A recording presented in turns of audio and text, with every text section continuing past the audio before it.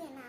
আমি বলেছিলাম বাবাকে যে বাবা আমাকে মেলায় নিয়ে যাও।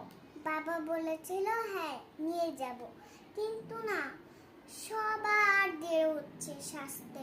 এখন মাকে দেখি দেখি তো কি হয়। মা, ও মা, ভালো লাগছে না।